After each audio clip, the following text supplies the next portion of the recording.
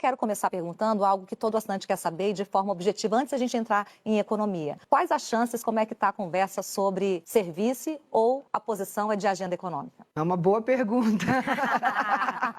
Eu também queria saber, tem que convidar o presidente Marcos Pereira e o Flávio e o Rogério Marinho para o programa, não eu. Mas, brincadeiras à parte, tenho uma honra de ter meu nome lembrado, mas acho que essa eleição não é sobre a Dani, Malu e Camila, não é sobre a Dani, não é sobre o Flávio, é sobre que país a gente quer para o futuro. A gente está com um país falido moralmente, falido institucionalmente, falido economicamente, precisa com gente com capacidade de diálogo e construção e principalmente uma equipe técnica para mudar a direção do modelo econômico, que claramente são os números que dizem, não sou eu, que não está funcionando. Então, tive uma experiência no governo do presidente Bolsonaro, empreendi minha vida inteira no mercado financeiro, fui empresária, trabalhei em mesas de operações, mas lá é um aprendizado da vida como ela é, né? Que ela vai além da técnica e é através da política e do diálogo que a gente vai construir os avanços que o Brasil precisa. Então, eu sou mãe de 2 filhos e quis me dispor a servir ao Brasil de novo, a ajudar nessa mudança. Não via nada agora nos próximos 60, 90 dias, nada mais importante do que dar a minha contribuição como brasileira para essa mudança. Então, acho que é menos sobre mim, menos sobre os cargos, qualquer cargo que eu venha ocupar, se for convidada,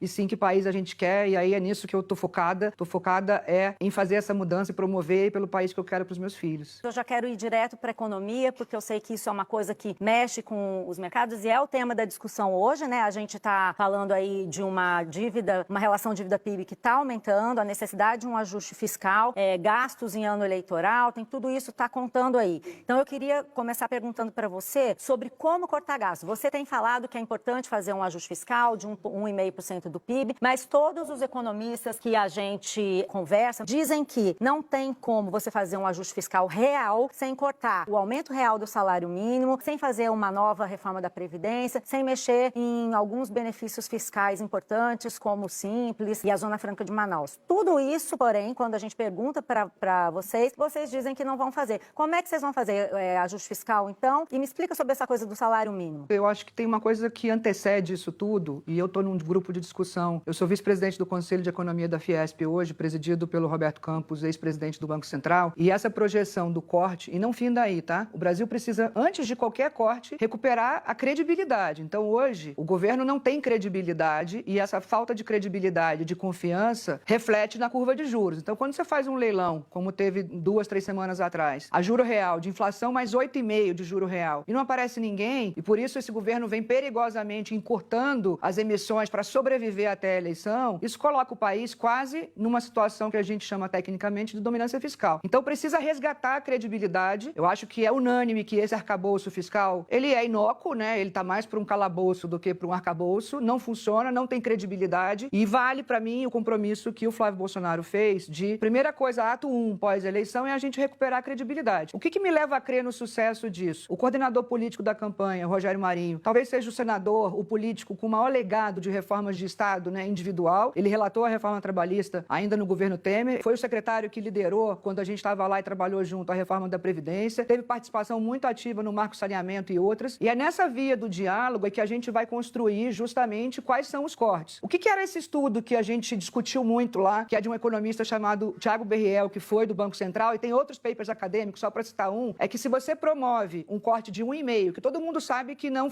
por si só não resolve, mas a própria curva de juros, né? Hoje a gente está com uma despesa de juros acima de R$1 trilhão. Então, quando você promove um corte que te faz recuperar a credibilidade, a própria curva promoveria um ajuste de 2 a 2,5%. Antes desse corte, o que eu tenho dito e a gente tem construído dentro dessa PEC? Hoje a gente tem os 3 poderes ordenando gastos, né? Não é só o Poder Executivo que ordena. Esse governo lidera a pauta da gastança e eu tenho dito também, quem não cuida das contas não cuida das pessoas. E essa pauta das gastanças, o Congresso acompanha e o Judiciário acompanha e agora até o TCU acompanha. Então, penduricalhos, privilégios, expansão de plano de saúde.